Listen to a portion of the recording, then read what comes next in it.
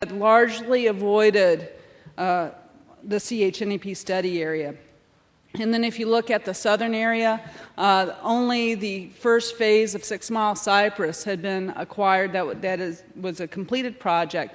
But it was also a project that had been begun by Lee County, and they used the funding from Save Our Rivers to help expand their funding and begin that acquisition on 6 Mile Cypress. Well, let's move forward 2 years. 1994, I say that's a watermark year of conservation in the CHNEP study area. In 1994, work had begun to designate Charlotte Harbor as an estuary of national significance, and that's what created the CHNEP. Also remember in 1994, America Online for the first time offered the beginning of easy access to the World Wide Web to the average person. And so that communication tool had just begun. And remember those pink telephone notepads? You'd get a stack of them after you come home from, or come back to work from lunch or from a meeting. You get a stack of these. And communication was largely by typed letter, and faxes were something kind of new and still being utilized, and the beginning of using fax for more fast communication. Well, you know, of course, since then, all that's changed. Also in 1994, the citizens of Polk County approved their referendum to create their environmental lands acquisition program, and we saw a little bit of that in Tabitha's presentation. And Polk County was the first of our counties to have a local county environmental lands acquisition program. Sarasota's began a little bit later, and then Lee, and then Charlotte. And then also in 1994, the first conservation lands GIS file for the state of Florida was created by Fish and Wildlife Commission. And I found it. It was in a disk in my cabinet. And so I was able to download it, and this is what it looked like.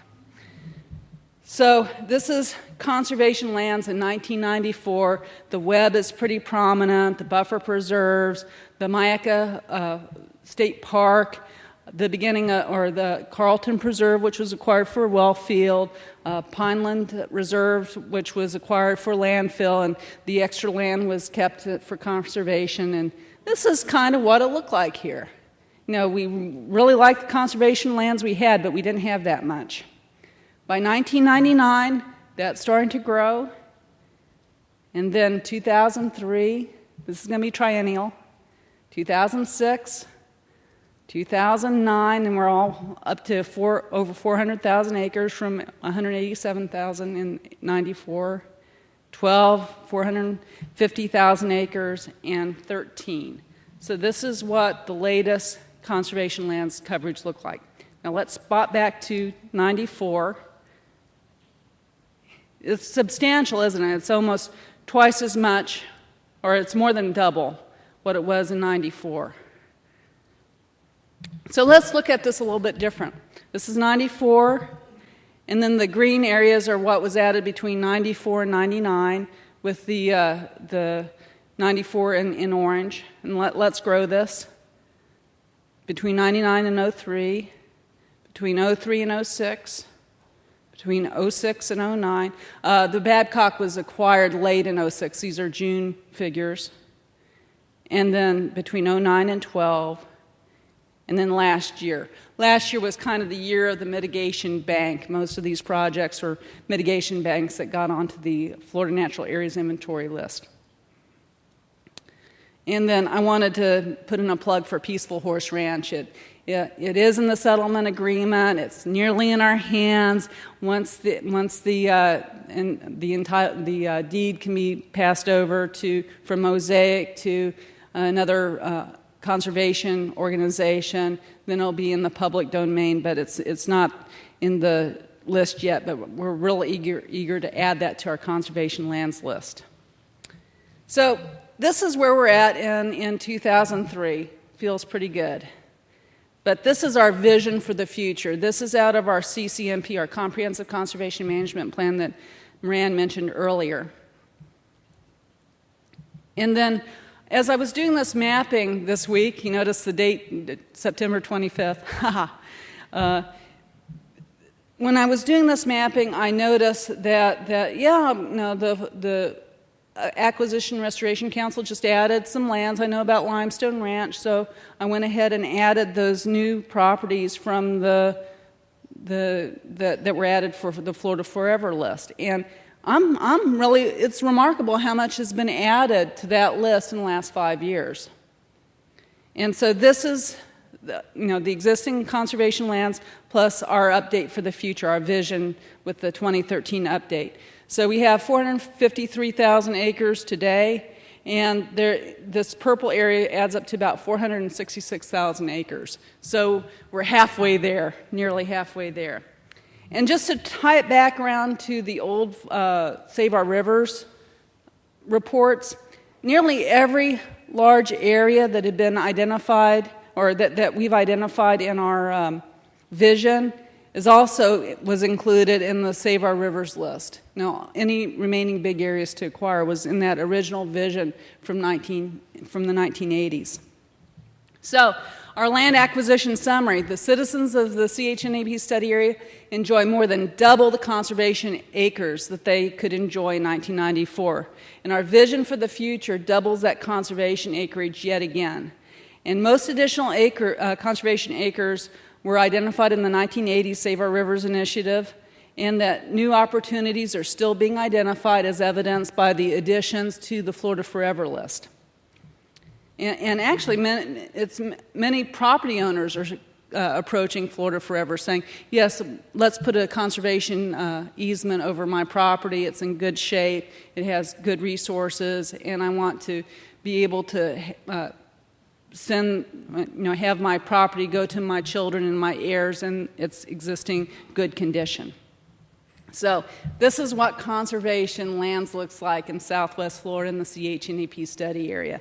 Some big landscape level acquisitions with trees and habitat and wildlife and streams and rivers as far as the eye can see. Now, moving on to restoration. The CHNEP tracks restoration projects through the Government Performance and Results Act. Nearly every program that receives federal funding, in a consistent basis has some sort of reporting to OMB, and we do ours through EPA. And every NEP in the nation submits their GIPRA projects. And I want to thank each and every one of you that has been working with Judy Ott in recent years to get this information into the reporting. That's really useful for us to not only report to the federal government what great work our partnership is doing, but also helps us track on the work that we're doing. So each of these stars, asterisks, is a restoration project that we captured in the GIPRA reporting beginning in year 2003 when lat longs were first required, so I could make it into a GIS file. So this is sort of what it looks like. The GIPRA report includes protection, which is basically land acquisition, and restoration. And so we have project costs, and about 87% of all restoration and acquisition dollars went to acquisition, and 13% went to restoration. And the biggest year was 2006 when the Babcock Ranch was acquired, but there's been significant investment in our conservation, present and future, up until about 2011, and it's kind of dropped off since then. And this is what the project totals look like across the landscape. The bigger the circle, the bigger the investment. And so I did the $10 million level restoration in red. And you can see most of that investment was done by the Lake Hancock. So thank you, Southwest Florida Water Management District, for making such a great investment in Lake Hancock and the clean water flows and flood attenuation and all that stuff. And thank you, Polk County, for working with them. And then also in Lee County, you see another dot. I looked at what that was, and that was the Brooks Flowway. So that's a private company that did an investment to restore freshwater flows that had been diverted away and south and creating flooding problems, and restoring those flows back to Halfway Creek. So that's what the lake outfall construction looks like, and the Brooks flowway. The Brooks has been in there for about 10 years now. So this is what the acreage looks like. 55% of the acreage that we've captured in the restoration tracking has been on restoration, and 45% of the acreage has been for protection or land acquisition. So much fewer dollars, but as everyone here would know, it goes further. So restoration is important. And this is the restoration acreage.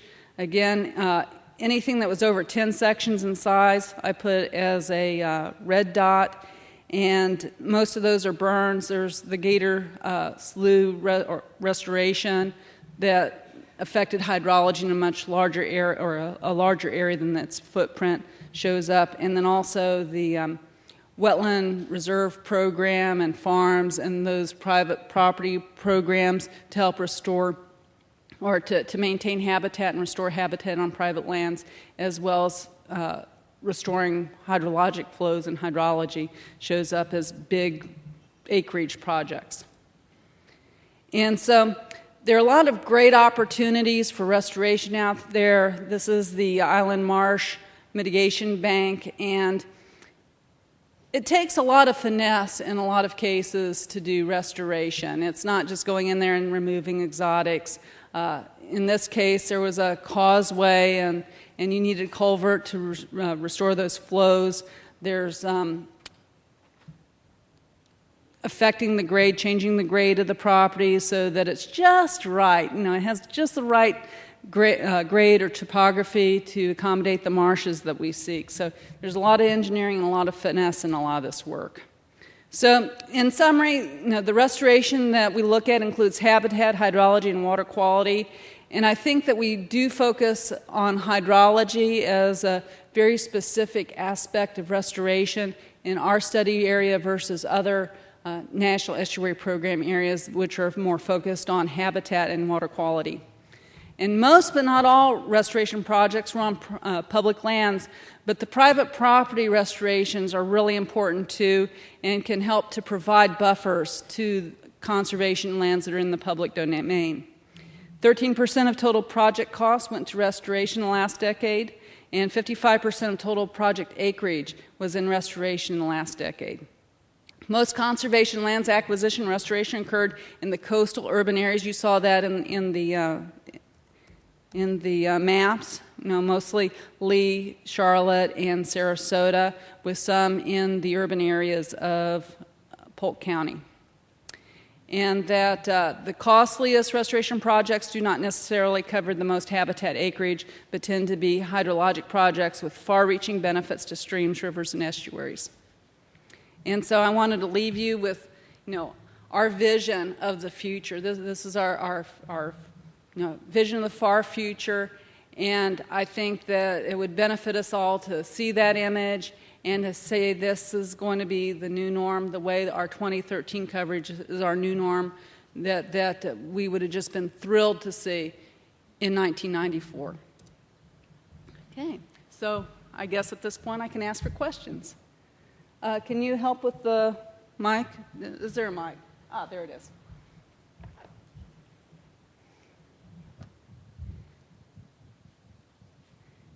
Hey, Pete. Pete Quashis.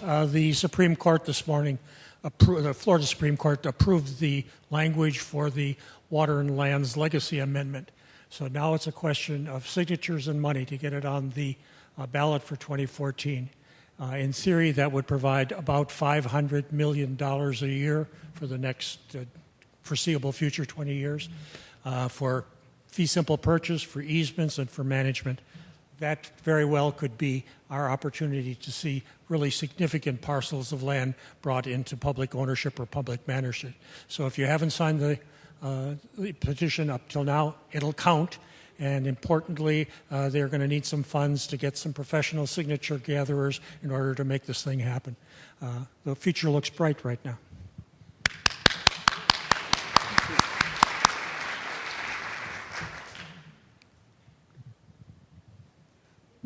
Oh, well, excellent. So I guess at this point I'll introduce Steve Sentis with the, it's ready to go, with the South Florida Water Management District. Steve has been working on the Charlotte Harbor Flatwoods Initiative, a very exciting restoration project, major.